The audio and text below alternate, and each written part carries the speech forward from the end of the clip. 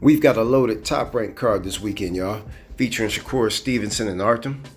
And of course, Shakur is boxing along his fellow top rank camp, Foster Davis, and they just put Abdullah Mason on that card. They moved it up.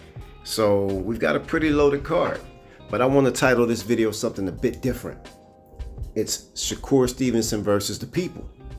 Or the people versus Shakur Stevenson, because he's under a lot of scrutiny right now, y'all, because of his lackluster performance in this last fight. So my question becomes, what does Shakur Stevenson have to do to win the people back? Has he ever had the people? Can he win the people back? What type of performance does he have to put on against Artem?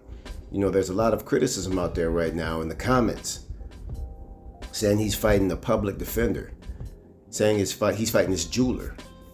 You know, he's under a lot of scrutiny because of his style. You know, his style is basically, you know, off of the back foot.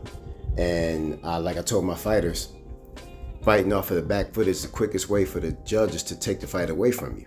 You know, the moving around and running around the ring and things of that nature, it's not really showing ring generalship. You have to be active into the fight. You have to create angles. You have to present opportunities and be engaged in the fight to present ring generalship. You know, with Shakur, he likes to move around a lot. You know, and I want to know from you all, what does Shakur have to do to win the people? Because 135 is pretty loaded right now, if you think about it. I also saw a video where Artem was speaking on the possibility of Shakur fighting Loma. And basically, it wasn't sounding good, because at this point in time, I think Shakur only has a couple more fights under top rank, and he has the possibility to actually leave top rank. And what Bob said was not a lie. He said Shakur just basically has a boring style. And when it comes down to it, Loma would rather fight Tank. Tank puts butts in seats and sells tickets. Loma can put butts in seats and sell tickets. It's the biggest fight at 135. He said even if Shakur went to somebody like Eddiehearn, he probably couldn't make the fight happen between Shakur and Loma, because he has a boring style. And I cannot lie.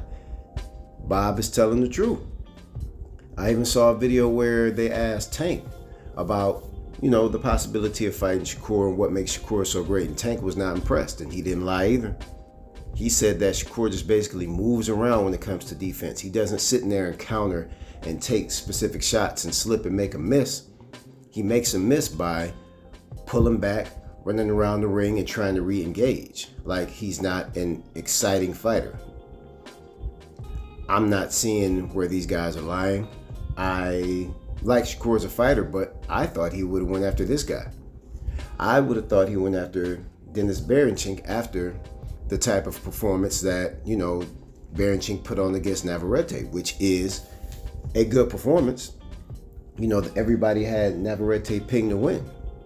But Berinchyk seems to be more of the individual that Shakur may have wanted to target to try to become unified. I think becoming unified would have been a better deal for him when it came to drawing in a fight like Tank and drawing in a fight like Lomachenko. Because right now he doesn't have that star quality that, you know, these other guys have, that Tank and Loma have. So why not go out there and become unified? Berinchyk is all for it, obviously. He doesn't care who he fights. Berinchyk is down for the smoke. But back to Shakur. He's under a lot of scrutiny right now. His contract is almost up at top rank. What can Shakur do tomorrow night to put on that type of show where people say, okay, he can probably, you know, do something against Tank, or he can probably present danger to Lomachenko? What is it that y'all think? Drop your comments below. Like, subscribe, share. Let's talk good boxing, everybody.